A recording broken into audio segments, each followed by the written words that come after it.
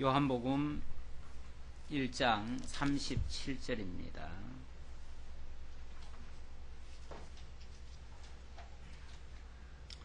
두 제자가 그의 말을 듣고 예수를 따르거늘 예수께서 돌이켜 그 따르는 것을 보시고 물어 이르시되 무엇을 구하느냐 이르되 랍비여 어디 계시오니까 하니 랍비는 번역하면 선생이라.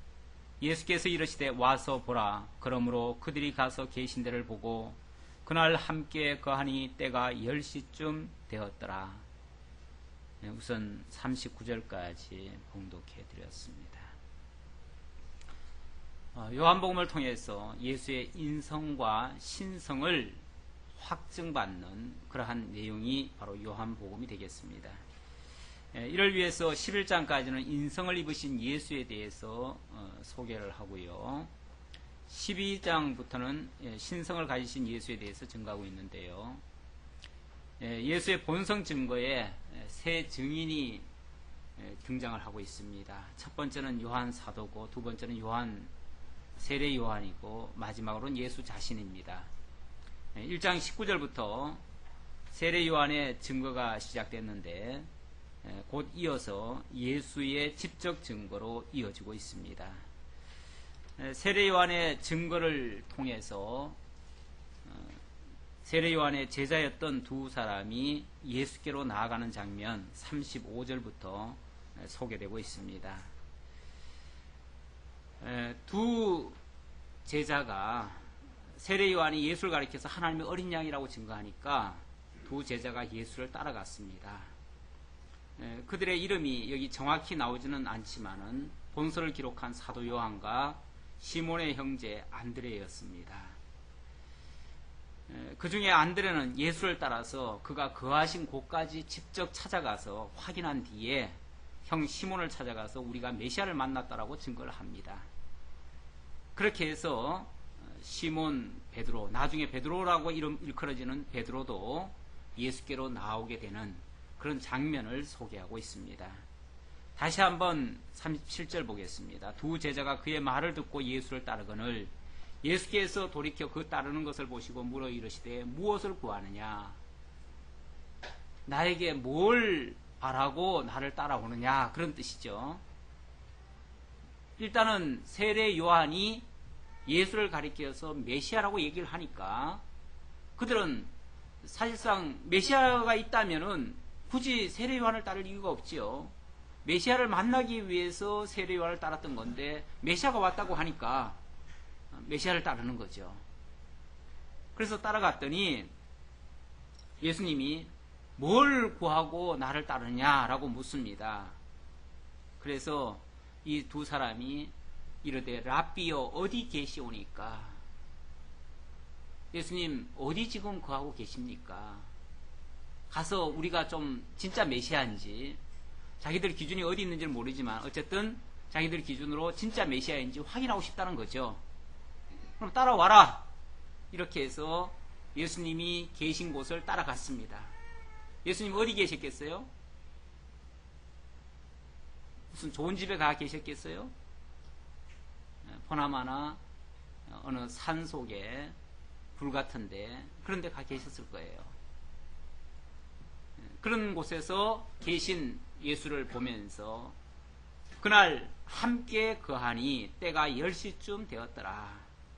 그냥 가서 보기만 한 것이 아니라 함께 계셨대요. 함께 있었대요. 함께 있으면서 때가 10시쯤 됐다고 하니까 우리 시간으로는 오후 한 6시쯤 저녁 때쯤 된 거예요. 저녁 때쯤 돼가지고 예수님과 함께 거하다가 예수님으로부터 그가 메시아임을 확인하게 된 겁니다. 정확히 무엇 때문에 그렇게 확인했다고는 지금 밝히지 않지만은 그가 계신 곳과 그의 말씀을 통해서 그가 메시아임이 틀림없이 확인이 된 겁니다. 확인이 돼서 그 길로 그 사람들이 예수님께 일단 나와가지고 자기의 형제들을 찾아갑니다. 40절입니다. 요한의 말을 듣고 예수를 따르는 두 사람 중에 하나는 시몬 베드로의 형제 안드레라. 베드로의 동생 안드레죠. 그가 먼저 자기의 형제 시몬을 찾아 말하되 우리가 메시아를 만났다 하고 메시아는 번역하면 그리스도라. 메시아란 말은 히브리어고 그리스도는 헬라어입니다. 똑같은 단어예요. 똑같은 단어인데 그래서 번역하면 그리스도라. 구약시대는 유대인이니까 의뢰이 메시아 그랬습니다. 메시아라고 그렇게 메시아를 고대하고 바라고, 나라가 어려우면 어려울수록, 힘이 들면 힘이 들수록 그들은 더욱더 메시아를 고대하고 있었습니다. 메시아가 곧 올 것이다. 왜냐하면 선지자들이 메시아에 대해서 계속 예언을 했거든요. 메시아가 올 것이다. 메시아가 올 것이다. 메시아가 오면 이 모든 문제에서부터, 어려운 문제에서부터 해방될 수 있다. 이런 이야기를 했기 때문에 메시아 고대 사상은 히브리인이라면 다 가지고 있었습니다. 그런데 자기들 눈으로 확인해 보니까 진짜 이분이 메시아구나 라는 것을 확인했다는 거예요. 그래서 우리가 메시아를 만났다. 여기 우리라는 표현은 한 사람 이상을 우리라고 그러죠. 그러니까 지금 자기들 두 제자가 다 가서 확인해 봤다. 나 혼자 지금 본 게 아니라 우리 함께 확인했다. 원래 유대인들의 말은요, 두세 증인의 말이 아니면은 믿지를 않는다고 그래요. 그러니까 우리라야 사실은 그 말이 믿을 수 있는 겁니다. 지금 여기 증거들도 두세 증인을 통해서 증거하고 있지만 실제 형제들한테 가서 이야기하는 것도 두세 증인으로서 이야기를 하는 거예요. 자, 그랬더니 그제서야 이제 함께 다 봤다고 하니까, 확인했다고 하니까 진짜 베드로도, 그 당시는 이제 베드로는 아닙니다. 시몬이라고 이름이 되었는데 시몬이 정말인가 해가지고 자기도 확인하러 오는 거죠. 데리고 예수께로 오니 예수께서 보시고 이르시되 내가 요한의 아들 시몬이니 장차 게바라 하리라 하시니라. 게바는 번역하면 베드로라. 그를 보자마자 예수님께서 먼저 이야기를 하십니다. 무슨 말을 하지도 않았는데 예수님께서 네가 요한의 아들 시몬이니 장차 게바라 하리라. 이렇게 먼저 예수님께서 그의 그 신원을 다 밝혀주고 있어요. 자기의 모든 것을 다 알고 계신 분, 누가 나의 모든 신분을 다 알겠어요? 오늘날과 같이 무슨 공개적으로 뭐가 다 있었던 것도 아니고 전혀 알 수 없는 상황에서 남의 내용을 다 알고 있다. 이것이 이분이 분명히 그리스도라고 그랬는데 이렇게 하시는 거 보니까 진짜 그리스도인가 보다 라고 하는 그런 어떤 확신을 갖게 만드는 거죠. 그렇게 그리스도께서 먼저 게바에게, 시몬에게 그 사실을 확인하는데, 이 게바라는 말은 다시 이제 쉽게 말하면 이제 히브리어고 헬라어로 번역하면 베드로라는 말이고, 그 베드로라는 말이 우리말로 번역하면 반석이라는 말이 되고 그렇습니다. 그렇게 이름을 벌써 앞으로 어떻게 될 것인가까지 다 알려줍니다. 지금 이 장면은요, 객관적인 사실 증거에 있어서는 다른 복음서하고 조금 장면이 다릅니다. 다른 복음서에도 보면 시몬 베드로를 불러내시는 장면이 있죠. 근데 대부분 보면은 갈릴리 바닷가에서 고기 잡을 때 불러내는 모습으로 기록이 되어 있습니다. 그거하고 여기하고 사실 장면이 좀 다른 것 같은 느낌을 줘요. 그런데 사실은 그 장면이 다르다기보다는 관점의 차이가 있어요. 그 기자가 그 사건을 놓고 어떤 측면에서 바라보고 있느냐, 뭘 증거하기 위해서 지금 이야기를 하고 있느냐, 그 관점의 차이가 있어요. 마태나 마가는 복음 전파할 일꾼 삼는 데에다가 초점을 맞춰놓고 있고요. 누가복음은 죄인을 구속하시는 속죄주. 그래서 누가복음 같은 경우는 베드로가 그렇게 말을 하죠. 주여 나를 떠나소서, 나는 죄인으로소이다. 이렇게 말을 하죠. 그러면서 곧 그 기자가 포착한 그 순간의 장면이 다른 거예요. 물론 위치가 다를 수도 있어요. 그러나 지금 이거는 불러내는 이야기를 하려는 데 목적이 있는 게 아니라 지금 이 사건을 통해서 뭘 증거하려고 하느냐가 지금 중요한데, 지금 본문에서는 예수의 신성을 증거하는 데 초점을 맞추고 있습니다. 그렇기 때문에 예수가 그의 어떤 속 내면까지 다 들여다보고 계시는, 그야말로 신이 아니고서는 할 수 없는 그런 말씀을 하심으로써 지금 그 측면을 증거하기 위해서 요한이 그 측면을 가지고 이렇게 증거하고 있다. 그렇게 이해하시면 되겠습니다. 자, 그 다음 43절로부터 2장 25절까지 예수 자신의 증거가 되겠습니다. 지금까지는 사도 요한, 그리고 세례 요한의 증거가 있었습니다. 그리고 이제부터는 예수 자신이 직접 증거를 하시는데, 이제 앞으로 당신이 쓰실 그 제자들을 부르시는 과정에서 당신이 그리스도이심을 증거를 하고 있습니다. 이미 앞에서 잠깐 시몬을 부르실 때의 장면을 소개했지만은 이번에는 나다나엘을 통해서 자기를 보여주어서 믿게 하시는 그런 장면이 나오고 있습니다. 43절입니다. 이튿날 예수께서 갈릴리로 나가려 하시다가 빌립을 만나 이르시되 나를 따르라 하시니, 빌립은 안드레와 베드로와 한 동네 벳세다 사람이라. 다 그 주변에 있는 사람들입니다.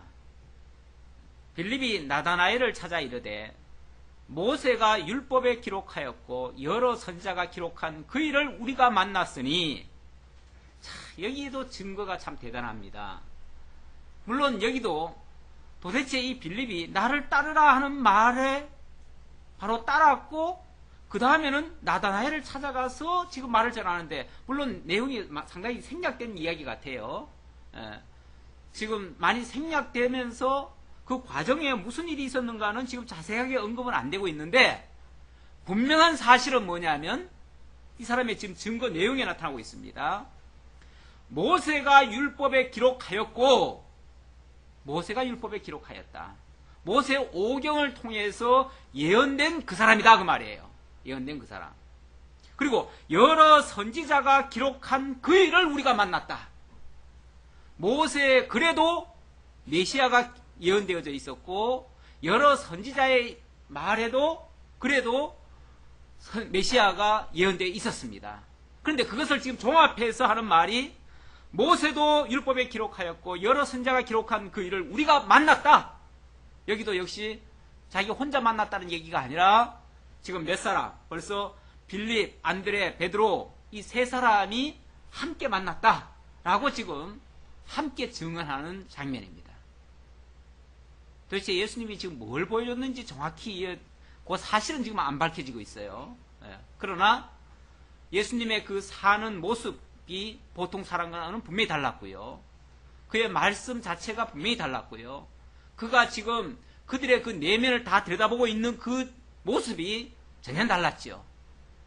그리고 어쩌면은 세례 요한이 예수를 알 때 성령이 비둘기같이 임하는 것을 보거든 그가 그리스도인 줄 알라, 이렇게 얘기한 것처럼, 혹시 예수님을 보는 순간에 그 예수님에게 그리스도 되시는 어떤 성령에 임하시는 그런 모습, 그것을 봤는지도 모르겠습니다.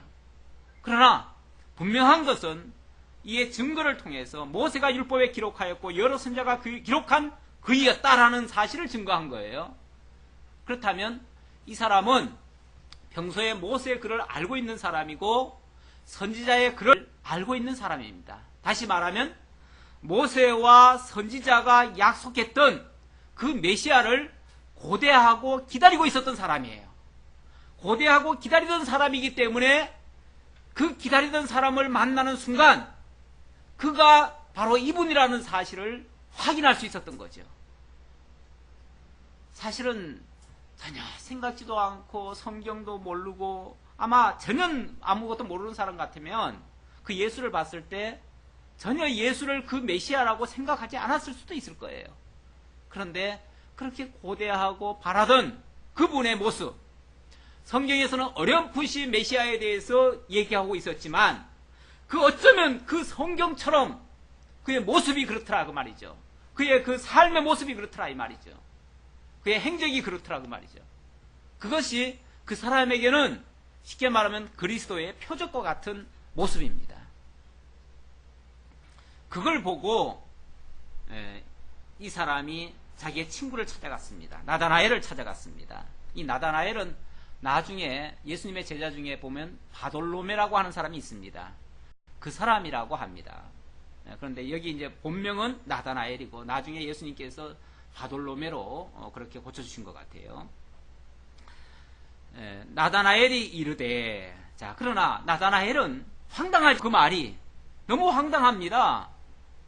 갑자기 예수라는 사람을 만났다고 하면서 그가 뭐 모세의 율법에 기록이 되어 있고 선자가 기록한 그이라고 말을 하니까 너무 황당하잖아요. 그래서 나다나엘이 그렇게 말을 합니다. 나다나엘이 이르되 나사렛에서 무슨 선한 것이 날 수 있느냐. 이거는 굉장히 멸시하는 말이죠. 물론 뒤에 보면은 나다나엘 역시도 하나님의 나라를 사모하는 사람이었습니다. 그도 성경을 통해서 늘 하나님의 나라를 기다렸고 메시아를 고대했던 사람입니다. 그럼에도 불구하고 그가 가지고 있는 그 자기 상식에서는 나사렛에서 선한 것이 나올 것이라고는 상상을 못하는 거죠. 선한 것이란, 선한 게 뭐 있어요? 선한 것은 하나님의 뜻이 선한 건데 결국 하나님의 약속대로 오신 자를 지금 선한 것이라고 표현한 것이고, 결국 하나님의 약속대로 오시는 그가, 그 선한 것이, 선한 그리스도가 어떻게 나사렛에서 올 수 있겠느냐 그 말이죠. 나사렛이라는 동네는요 갈릴리 나사렛인데 그 지역은 일찍이 북쪽, 우리말로 하면 북쪽 오랑캐들한테 완전히 함락이 돼가지고 짓밟혔던 그런 아주 좋지 않은 도시입니다. 원래 국경지대라든지 이런 데가 별로 그렇게 좋은 동네가 아니거든요. 왜냐하면 그 이웃 나라들로부터 계속 침략을 당하고 완전히 백성들도 피폐하고 그 모든 것들이 다 형편없는 사람들. 그러니까 그 시대에 가장 하등 백성들이 가서 사는 곳, 멸시 천대받는 사람들, 그런 사람들이 모여있는 곳, 걸핏하면은 이웃나라로부터 침략받아가지고 정체성도 분명하지 않은 사람들, 어둠 속에 살고 있는 사람들, 그런 사람들이 사는 곳이 바로 나사렛입니다. 그래서 그런 나사렛에서 무슨 선한 것이 나겠느냐. 사람들도 다 멸시하는 그런 곳에 무슨 하나님의 가장 위대한 역사, 하나님의 약속하신 그 메시아가 거기서 나올 수 있겠느냐 그 말이죠. 자기 상식으로는, 자기도 성경을 좀 아는 사람인데 자기 상식으로는 메시아가 오려면 그래도 유대 땅 베들레헴에서 태어나야 되고, 그리고 예루살렘에 성전이 있으니까 모든 종교의 그 중심지는 예루살렘 아닙니까? 그러면 당연히 메시아라면은 그 중심지에서 활동을 해야 정말 메시아답지요. 그런데 참 나사렛이라고 하니까, 거기서 왔다고 하니까 아주 멸시가 되는 거죠. 멸시가 한마디로. 그래서 그 말 듣고는 믿을 수가 없다는 거죠. 그렇게 믿지 못하는 사람에게 무슨 말을 할 수 있겠어요? 뭘로 설득이 가능하겠어요? 무슨 말을 설명해가지고 설복을 시키겠어요? 설복 못하지요. 못하니까 어떻게 말합니까? 와 보라. 빌립이 이르되 와서 보라 하니라. 그런 사람들에게 할 수 있는 말은 와서 네가 직접 봐, 그 말이죠. 사실 이 말은 앞에서 예수님께서 하신 말씀이었습니다. 와 보라. 앞에서 안드레와 그 요한이 예수님께서 예수님 어디 계십니까? 그랬더니 와서 보라. 그런 말을 했죠. 그러니까 뭐 말이 필요 없어요. 와서 보면 뭐 해요? 알게 된다는 거죠. 와서 보면 알게 된다는 거죠. 사실 때로는 우리가 말로 표현하지 못할 때가 참 많습니다. 말로 표현하지 못하는 거, 직접 봐야 알 수 있는 거, 이런 게 많지요. 그래서 와서 보라 그랬어요. 그랬더니 마지못해서 그냥 친구가 오라고 하니까 가기는 가지만 믿을 수는 없었던 거죠. 믿지는 못하고 가서 이제 반신반의하면서 가서 확인이나 해보자, 그런 마음에서 왔을 거예요. 왔는데 예수께서 나다나엘이 자기에게 오는 것을 보시고 그를 가리켜 이르시되, 보라, 이는 참으로 이스라엘 사람이라 그 속에 간사한 것이 없도다. 그 나다나엘을 보면서 예수님이 그에 대한 모든 것을 다 평을 하시는 거예요. 여기는 짧게 한마디로 나왔지만은 그 모든 이야기를 다 해주셨겠죠. 그의 그 어떤 본심이라든지 그의 중심을 다 캐치하시고 예수님께서 다 말씀을 하시는 거예요. 나다나엘 입장에서 깜짝 놀라는 거죠. 지금 처음 보는 사람인데, 처음 보는 사람이 자기에 대해서 뭔가 다 아는 듯이 얘기를 하고 있어요. 너무 깜짝 놀라잖아요. 우리도 내 모든 사연을 내가 말한 적도 없고 내가 공개되지도 않은 일을 누가 다 알고 있다. 얼마나 깜짝 놀랄 일이겠어요. 저 사람이 내 속에 들어왔다 갔나? 나를 언제 봤었나? 별의별 생각이 다 들겠죠. 네. 자, 그랬더니 나다나엘이 이르되, 어떻게 나를 아시나이까? 도대체 나를 어떻게 아신다고 그런 말씀하십니까? 라고 얘기를 했습니다. 예수께서 대답하여 이르시되, 빌립이 너를 부르기 전에 네가 무화과나무 아래에 있을 때에 보았노라. 무화과나무 아래라는 말, 이 말이 뭘 증거하냐면 이 나다나엘이 하나님의 나라를 기다렸고 하나님의 나라, 바로 메시아를 고대하고 있었던 사람이다라는 것을 지금 증거하고 있는 얘기입니다. 이 무화과나무 아래에서, 무화과나무는 사실 이스라엘 백성들이 가장 좋아하는 나무의 열매이기도 하고 이스라엘 나라를 가리키는 상징적인 그런 나무입니다. 쉽게 말하면 우리나라의 국화가 우리나라 꽃인 것처럼 그쪽 나라의 국화는 쉽게 말하면 무화과나무예요. 무화과나무. 예. 그걸 국화가 아니라 국목이라고 그러나요? 예. 국가를 가리키는, 상징하는 나무, 그게 무화과나무입니다. 그러니까 그 나무 아래에서 이스라엘 나라가 회복되기를 기다리고 메시아를 기다리면서 하나님의 말씀을 상고하고 있었던, 기도하고 있었던 그 모습을 예수님이 다 봤다는 거예요. 근데 사실 그 장면은 멀리 떨어진 장소에서 자기가 홀로 지금 하나님 앞에 기도하고 있었는데 그걸 예수님이 다 봤다는 거예요. 다 알고 있다는 거예요. 이미 빌립이 부르기도 전에 예수님이 다 봤다는 거예요. 여기서 깜짝 놀라는 거죠. 나다나엘이 대답하되, 랍비요, 당신은 하나님의 아들이시요 당신은 이스라엘의 임금이로소이다. 조금 전까지 뭐 하던 사람이 나사렛에서 무슨 선한 것이 나겠느냐라고 멸시하던 사람이 직접 메시아를 만나고 나서 그의 몇 마디 말씀 속에서 그가 메시아임을 확인하게 된 겁니다. 지금 우리가 봤을 때는 별말 아닌 것 같은 말인데도 그 당사자로서는 그것은 너무 큰 충격일 정도의 말씀입니다. 그리고 그리스도가 아니고서는, 하나님의 아들이 아니고서는 알 수 없는 말을 지금 하고 있다라고 지금 확신을 든 겁니다. 확인을 한 겁니다. 각자에게 하나님께서 자기를 부르실 때, 그리고 하나님을 깨닫게 하실 때, 어찌 보면 다 경험들이 다 다르죠. 경험들이 다른데 이렇게 하나님께서 각자에게 깨닫게 하는 순간 어떤 말씀을 주시고 그 말씀 속에서 확인이 되어지는 과정, 이것이 무슨 계산식으로 정확히 이렇게 되어야만이 꼭 그렇게 믿어지는 게 아니고요. 하나님께서 성령을 통해서 감동을 주시고 깨닫게 하기 때문에 그 말씀이 그 사람에게는 너무나 정확한 말씀이고 너무나 분명한 확실한 말씀이에요. 그러니까 그 경험은 조금씩 다 다르지만은 그런 식으로 예수가 그리스도이심을 확인하게 되어지는 그런 모습입니다.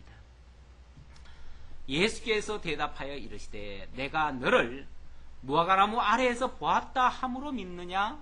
이보다 더 큰 일을 보리라. 예수님이 하신 말 그렇게 대단한 말 아니에요. 딴 사람이 들으면은 내가 너 무화과나무 아래에 있을 때 내가 다 봤다, 그 말이잖아요. 딴 사람이 들으면 별말 아니에요. 그런데 그 당사자로서는 너무 놀랄 일인데 너 이거 가지고 지금 놀라고 있느냐?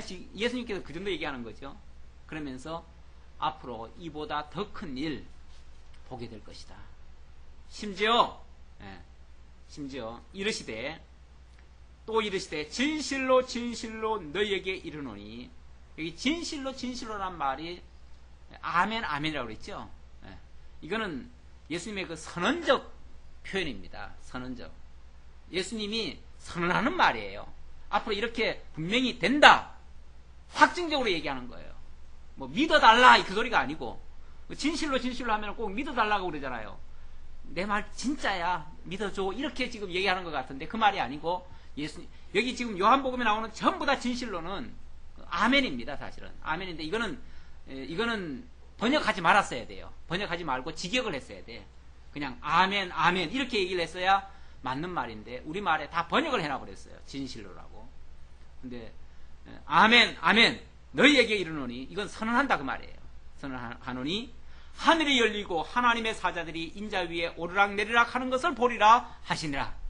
지금 예수님이 하시는 일, 남들이 보면 별일 아닙니다. 아무 일도 아닌 것 같아요. 그런데 눈을 뜨고 보면은 하늘에서 천사들이, 하나님의 사자들이 인자 위에 오르락내리락 하시면서 역사하는 일들이에요. 하나님이 이 예수를 통해서 그리스도에게 언약되었던 그 일을 감당하시느라고 천사를 동원해 가지고 그 모든 역사를 하고 있다 그 말이에요. 그 일을 지금 보게 될 것이다. 앞으로 계속 보게 될 것이다 그 말이에요. 앞으로 그리스도를 통해서 되어지는 모든 역사들, 사실은 하나님께서 하나님의 사자들이 인자 위에 오르락내리락 하면서 역사하는 일들이에요. 그 모든 일들, 거기서 놀라운 역사들이 일어나죠. 우리 인간으로서는 생각할 수 없는 일들이 일어나죠. 우리 과학적으로도 증명이 안 된 일들이 일어나죠. 그 모든 일들이 하나님의 사자들을 통해서 되어지는 역사들입니다. 그러니까 예수님 입장에서는 당연한 일이에요. 당연한 일인데 사람이 보기에는 있을 수 없는 일이에요. 비과학적인 이야기들이에요. 그래서 어떻게 그런 일이 있을 수 있어 하고서 믿지 못하는 그런 일들도 많이 있습니다. 이제 그런 일들이 이제부터 시작될 겁니다. 그래서 2장으로 넘어가면 곧바로 표적 사건들이 일어나기 시작합니다. 그 표적 사건들이 일어나는데 사람들로서는 상상할 수 없는 일들이 일어나게 되어지는 거죠. 알고 보면 하나님의 사자들이 오르락내리락 하면서 그 모든 역사를 이루는 겁니다.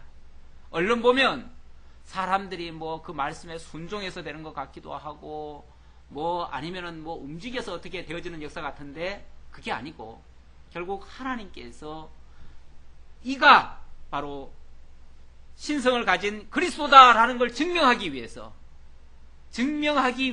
표적적인 사건으로 그 역사들을 일으키시는 그런 내용들입니다. 자, 2장으로 넘어갑니다. 2장 1절로 11절까지 혼인집의 포도주 표적으로 자기의 영광을 나타내어 믿게 하시는 장면입니다.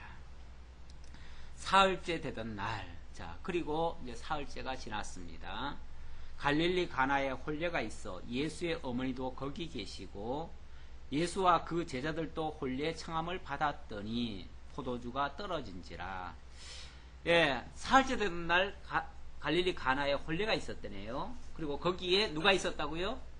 예수의 어머니도 거기 계셨다. 예수의 어머니가 거기 계셨다는 말은 처음부터 거기 있었다 그 말이에요.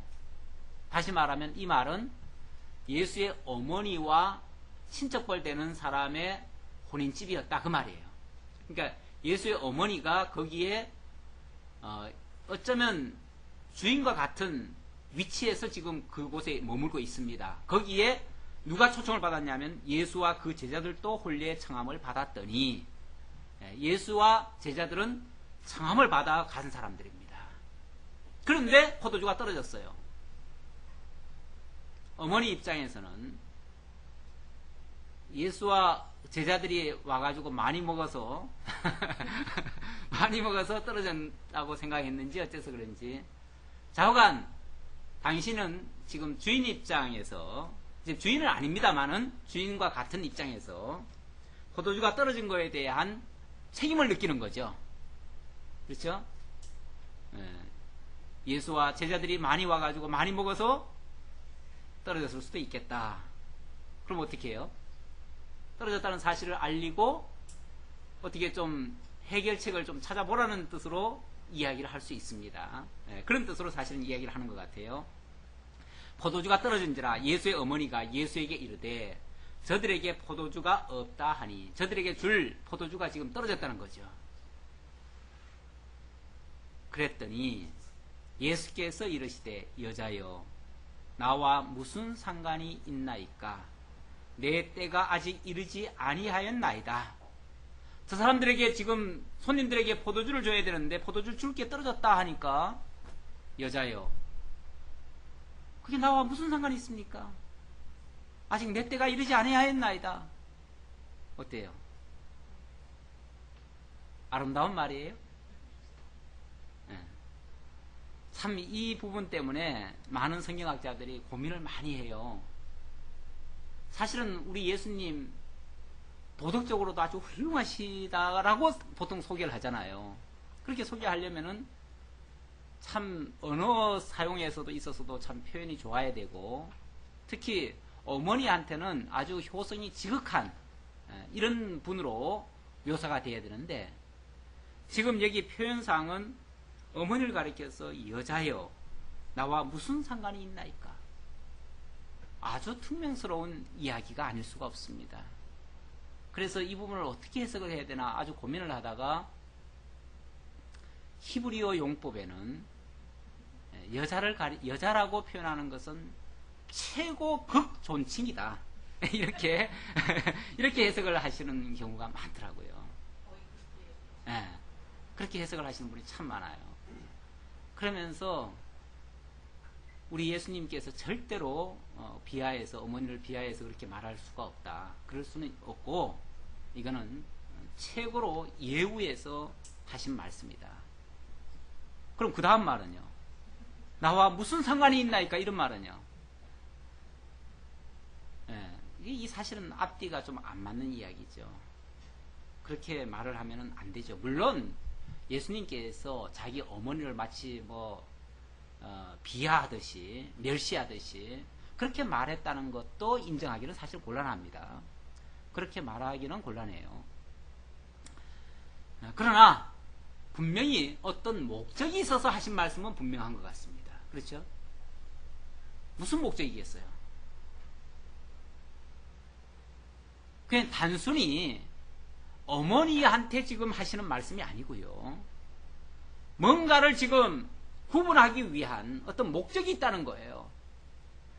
그게 이제 나와 무슨 상관이 있나이까 라는 이 표현에도 잘 나타나 있고요. 또 여자여라고 하는 말에도 사실은 나타나고 있습니다. 그리고 내 때가 아직 이르지 아니하였나이다 이런 말. 지금 예수님이 이 땅에 오신 것은 아버지 어머니 잘 모시고 효도하기 위해서 왔습니까? 그거 아니죠. 예수님은 하나님의 뜻을 이루러 오셨어요. 하나님이 하고자 하시는 하나님을 계시하기 위한 그리고 하나님의 그 뜻 다시 말하면 하나님의 나라와 그의 의를 이루시기 위한 그 목적을 가지고 이 땅에 오셨어요. 때를 따라서 그 일을 하실 거예요. 때를 따라서. 여기 때라고 하는 것은 바로 하나님의 그 약속하시고 하나님께서 이루시고자 하는 그것을 이루고자 하는 때를 얘기하는 거예요. 그 시점. 그때 그걸 지금 이루고자 오셨지 무슨 어머니 일이나 도와드리려고 온 건 아니에요. 그렇죠? 그렇다면 철저하게 예수는 하나님의 아들로서 하나님의 뜻을 이루는데 초점이 맞춰져야 되는데 지금 어머니는 예수를 어떻게 이해하고 있습니까? 자기 아들로 이해하고 있잖아요. 아들로 이해하고 아들에게 지금 쉽게 말하면 아쉬운 소리 하는 거 아니에요. 뭐 예수가 많이 먹어서 그런지는 어쩐지 모르지만 자고간 술이 다 떨어졌잖아요. 하필이면 왜 예수와 그 제자들도 홀리의 청함을 받았더니 포도주가 떨어진지라 이렇게 말을 합니까? 마치 누구 때문에 포도주 떨어진 것처럼 얘기해요?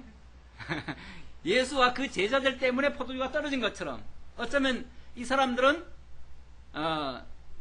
나중에 초대받아가지고 그만큼 준비 안 했다가 많이 먹는 바람에 떨어진 것 같은 그런 인상을 지금 풍기고 있잖아요.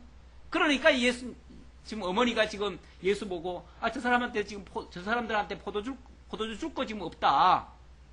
네가 어떻게 좀 해봐라. 이렇게 지금 얘기한 거 아니겠어요? 지극히 인간적인 생각으로 지금 아들한테 쉽게 말하면 포도주 문제를 해결해 보라고 지금 얘기를 한 겁니다. 사실 그 마리아가요, 예수를 자기 아들로 생각한 적이 몇 번 있었습니다.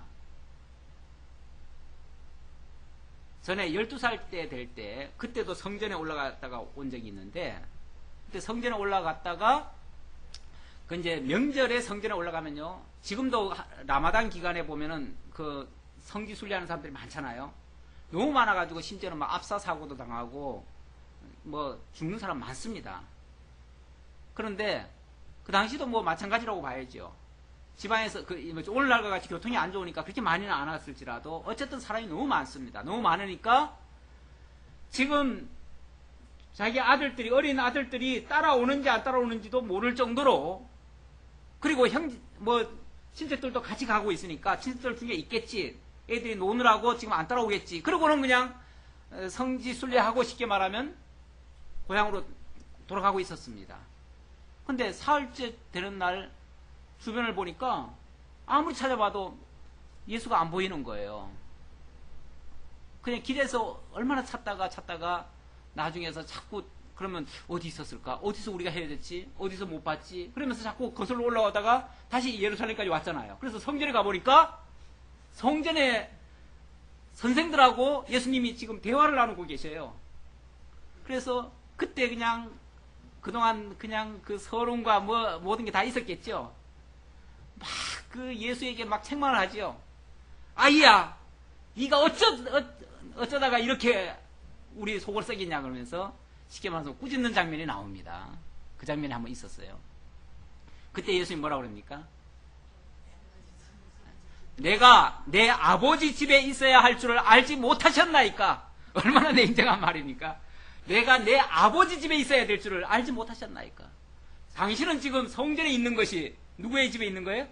내 아버지 집에 있는 건데, 내가 내 아버지 집에 있는 거 당연한 건데 왜 그걸 가지고 왜 걱정을 하고 이렇게 생각하십니까? 그거는 마리아가 평소에 자기 아들로 자꾸 생각을 했다는 거죠. 아들로. 물론 뭐 육신을 입고 올 때 분명히 자기가 낳았으니까 아들이라고 할 수는 있지만, 그거는 어디까지나 육신적인 생각이고, 근원을 찾아 올라가면, 지금 여기 요한복음이 얘기하고자 하는 건 뭡니까? 지금 근원을 얘기하려는 거 아니에요. 그 본성을 얘기하려는 거니까, 본성으로 말하자면 그리스도란 말이에요. 그리스도. 내 아들이 아니라 하나님의 아들, 영원한 그리스도란 말이에요. 지금 그걸 지금 강조하려니까 좀 죄송하지만 육신의 어머니에게는 여자여라고 얘기를 한 거예요. 여자여. 냉정하죠? 이거는 나를 육신의 아들로 생각하지 마십시오. 그 말이죠. 나를 육신의 아들로 생각하지 마십시오. 여자의 자식으로, 여자가 낳은 자식으로 생각하지 마십시오. 나는 성령으로 잉태한 하나님의 아들입니다. 이걸 지금 강조하는 거죠. 그러면서 나와 무슨 상관이 있나이까? 이 말도 마찬가지예요. 나와 무슨 상관이 있나? 육신적인 아들로 생각하고 아들이 어떻게 해결해 주기를 바라니까 지금 이거는 아들로서 할 일이 아니거든요. 아들로서 할 일이 아닙니다. 그거는 포도주 만드는 일은. 이거는 하나님의 일이에요. 하나님의 영광을 나타낼 일이고 그리스도의 표적을 지금 나타낼 일이에요. 그리고 그것은 아무 때나 할 수 있는 게 아니고 하나님께서 때를 정해서 되게 하실 일이에요. 그러니까 하나님이 필요하실 때, 하나님이 당신의 영광을 나타내고자 하실 그때 하실 수 있는 일이에요. 그러니까 자기 의지대로 하는 게 아니고 하나님께서 하게 하시면 하는 거죠. 그래서 아직 내 때가 이르지 아니하였다라고 얘기를 하는 거예요.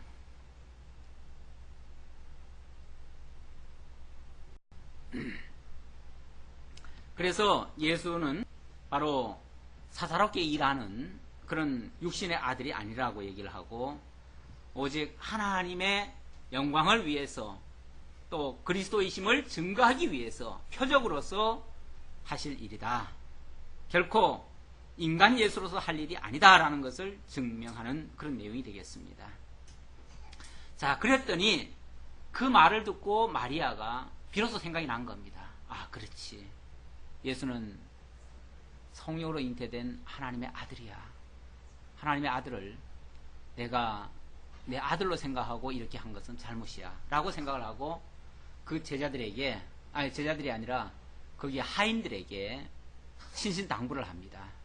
지금 그 집 주인과 같은 위치이기 때문에 그렇게 말을 할 수 있는 겁니다. 하인들 보고 그렇게 말을 하는 거예요. 예수께서 어떻게 말을 하는지 모르지만은 어떻게 하더라도 너희들은 그대로 받아서 그대로 따라줘라. 그렇게 이제 명을 하는 거죠. 그래서 인간적인 생각은 적고 이 일을 통해서 하나님의 영광이 드러날 것을 깨닫고 예수가 무슨 말씀을 하시든지 그대로 하라고 신신당부를 합니다. 자, 조금 더 보죠. 6절입니다. 거기에 유대인의 정결 예식을 따라 두세 통들은 돌 항아리 6이 놓였는지라.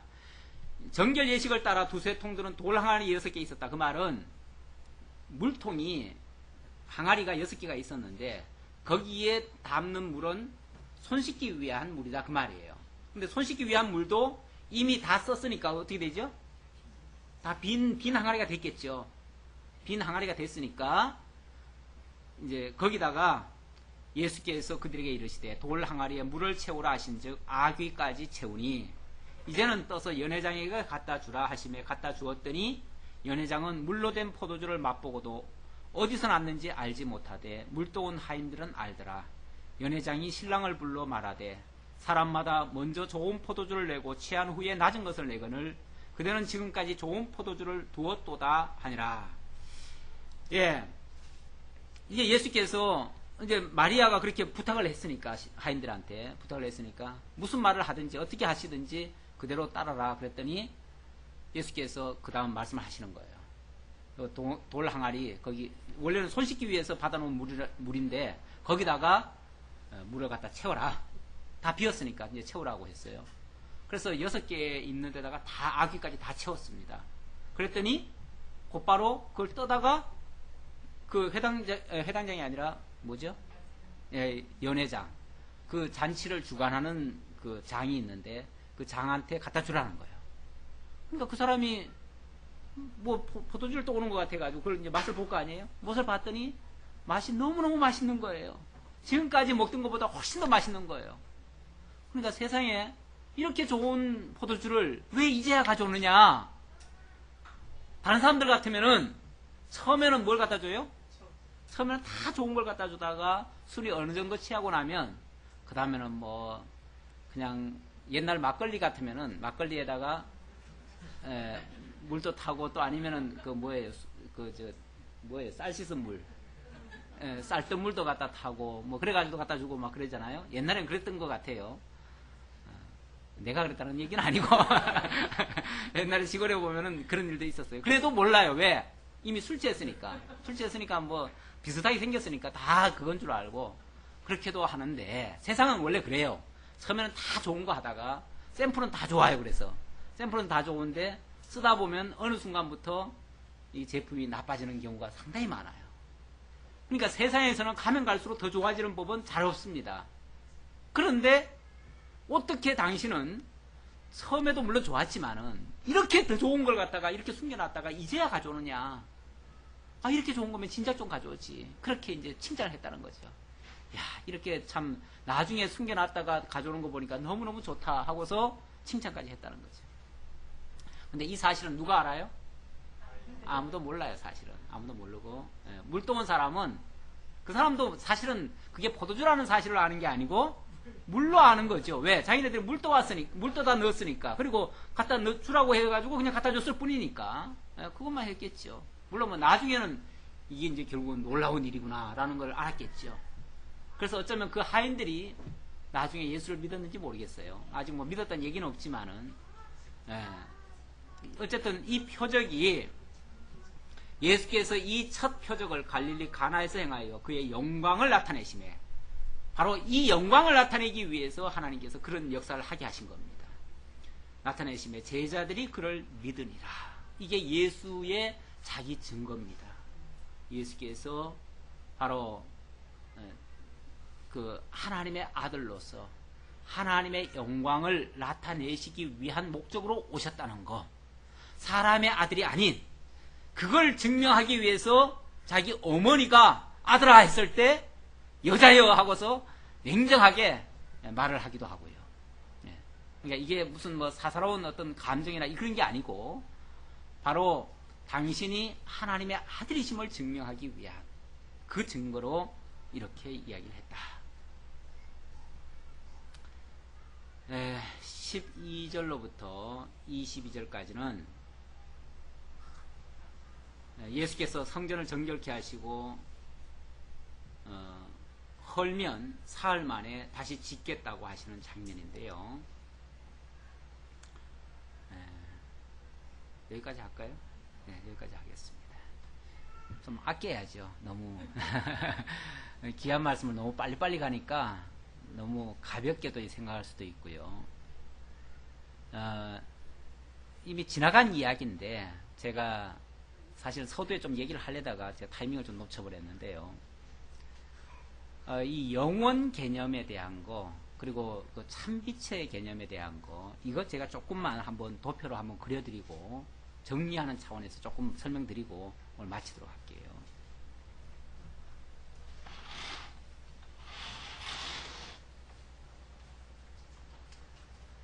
지금 요한복음이 얘기하려고 하는 그 태초라고 하는 이야기가 있잖아요. 태초를 영원전 태초라고 저희가 말씀드렸습니다. 근데 그 태초라는 개념을 사람들이 어떻게 이해를 하냐면은, 여기 이제 계시세계고요. 계시세계고, 요 계시세계 이 전 상태, 여기를 이제 영원이라고 이렇게 이제 이해를 합니다. 그리고 일반적으로는 이 영원 세계를 이 계시세계의 시작 이전부터 계시세계가 끝나고 나면 다시 시작되는 그 세계, 그렇게 생각하는 경우가 많습니다. 이거는 시간적으로 이렇게 이제 보통 이해를 하는데 그게 아니고요. 원래는 영원하신 하나님 안에 다 있는 거죠. 이게 영원하신 하나님입니다. 영원하신 하나님. 영원하신 하나님 안에 영원 세계가 있는 거죠. 영원 세계가 있고, 그 영원 세계에 쉽게 말하면 이 안에 이 계시 세계가 지어지는 겁니다. 계시 세계가 지어지는데, 이 위가 이제 천상 세계고요. 하나님께서 지으실 때 천지를 지으셨다 그러죠. 천지를 지으셨을 때 이 천이 천상 세계입니다. 그리고 지는 지상세계고요. 지상계죠. 천상계, 지상계. 지금 성경이 말하고 있는 것은 전부 다 사실은 이 지상계 얘기입니다. 지상계. 첫째 날 천지를 지으시고 그 다음부터는 전부 다 이 지상계 얘기예요. 그리고 넷째 날에 이제 이 땅에 우주도 만들고 지구도 만들고 태양도 만들고, 그렇게 해서 이 지상계가 세워져 가는데, 이 지상계는 이거는 영원한 세계는 아닙니다. 이 영원한 세계를 영원하신 하나님이 지으신 이 천상 세계를 어떻게 보면 계시하기 위한 이 천상 세계에 대한 그림자와 같은 세계예요. 첫째 날 하나님이 빛이 있으라 했었는데, 그 빛이 이 천상 세계를 주관하시는 결국 그리스도입니다. 이 빛이 있으라 했고, 이 빛이 결국 천상세계를 다 다스리고 있습니다. 그래서 나중에 요한계시록에 가보면은 이 천상세계는 태양이 따로 없어요. 그런데 굉장히 밝아요. 밝은데 알고 보니까 예수 그리스도가 빛이시더라. 그렇게 얘기를 하고 있어요. 결국 이 빛이 천상세계를 다 주관하시는 그리스도예요. 그리스도인데 이 빛으로 계시던, 이 천상세계에 계시던 이분이 어디로 오셨다는 거예요? 이 지상계에 오셨다는 거예요. 오실 때 그냥 오는 게 아니라 육신을 입고 오시는 거죠. 그래서 내면으로 들어가 보면 실제로는 빛인데 이 어둠 속에 있다 보니까 어둠 속이 빛을 알지 못하더라는 거예요. 그래서 믿지를 못하더라는 거죠. 그러나 이 빛이신 이분이 하나님을 온전히 여기다가 보여주시는 겁니다. 다 계시해 주시는 거예요. 계시해 주시면서 이 어둠 속에 있는 자들을 건져서 결국 천상으로 데리고 올라가시는 거죠. 그래서 이 천상세계로 올라가야 이 빛 속에 영원한 생명이 있는 겁니다. 그래서 이 그리스도를 육신적인 예수가 아닌 예수 속에 있는 그리스도를 발견하고 그의 빛을 발견하는 자, 그의 생명을 발견하는 자, 그가 바로 영원한 생명 속에 들어가게 된다는 거예요. 그래서 이 지상계에 있는 자들은 하나님께서 여기에 이 지상세계의 하나님의 나라는 이 영원한 하나님의 나라에 대한 그림자와 같은 나라예요. 이것도 완전한 나라는 아니에요. 그러니까 이 지상세계의 하나님의 나라인 이 교회는 어떻습니까? 완전치 않지요. 완전치 않아요. 그러나 여기서 지금 보여주고 있는 그림자로 보여주고 있는 것이 영원한 천상세계에 들어가면 완전해지는 거죠. 자, 이런 상태에서의 지금 천상세계 그러니까 빛과 어둠 이렇게 지금 말할 수 있고요. 여기에 로고스는 바로 이 상태에 있는 겁니다. 말씀. 이 말씀이 하나님 안에 있었고 거기에 영원이라는 개념이 바로 이 상태를 얘기하는 거예요. 여기 상태. 여기에 말씀으로 계시던 분이 빛으로 천상세계를 다스리고 계시고 이 지상세계도 당신이 다 지으셨고 그리고 당신이 육신을 입고 이 땅에 오셨고 그리고 이때 벌써 하나님께서는 영원한 계획을 세우셨어요. 그것이 바로 하나님의 나라와 하나님의 의를 약속을 하셨다는 거예요. 계획을 하셨다는 거예요. 말씀 속에서. 말씀으로 계실 때 하신 것을 이 역사 속에 실제로 이루시는 겁니다. 이루셔가지고 천상세계 안에 벌써 하나님의 나라를 이루셨잖아요. 그리고 지상세계는 그에 대한 모형으로서 나라와 의를 언약하시고 이때는 계획하신 것을 언약하시고 언약하신 것을 역사 속에서 펼쳐가는 거예요. 이렇게 펼쳐가는 거예요. 펼쳐가고 나서 마지막에 가서는 이 그리스도가 이 하나님의 지상에서 만드는 나라를 영원한 하나님의 나라로 통일을 시키는 거예요. 만유통일이라고 합니다. 만유통일. 통일을 시켜요. 그렇게 되면 이것이 전부 다 하나님의 나라가 되는 거죠. 물론 이 그림자 같은 것들은 그림자니까 다 없어지고 영원한 하나님의 나라로 완성되어지는 거죠. 이런 개념으로 요한복음을 이해하시면 좋겠습니다. 이런 개념이 아니면 요한복음이 이해되질 않습니다. 그래서 예수가 바로 여기 계신 빛으로 계신 그리고 영원한 생명의 근원이신 그분이시라는 것을 계속해서 지금 육신을 입고 이 땅에서 지금 활동을 하고 있지만 실제로는 바로 이런 분이라는 것을 지금 계속 얘기를 하는 거예요. 이걸 강조하려니까 사람의 아들이라고 하는 그것을 어떤 의미에서 좀 차단을 해야 돼요. 차단을 하려고 어머니에게마저 여자여라고 표현을 한 겁니다.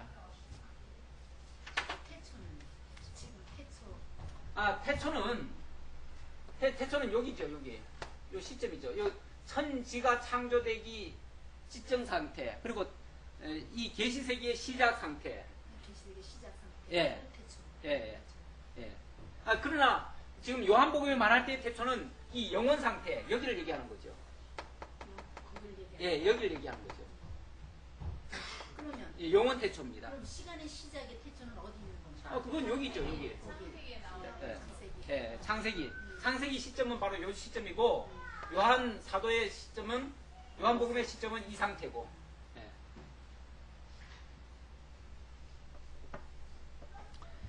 기도하겠습니다. 아버지 하나님 감사합니다.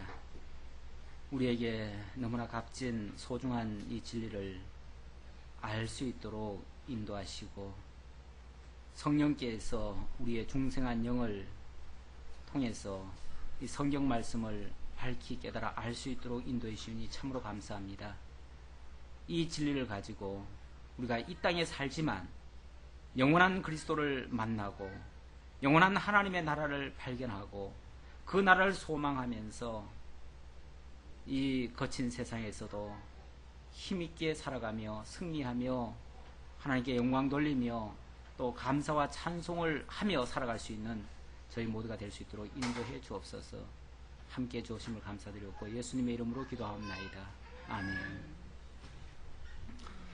찬송 546자입니다.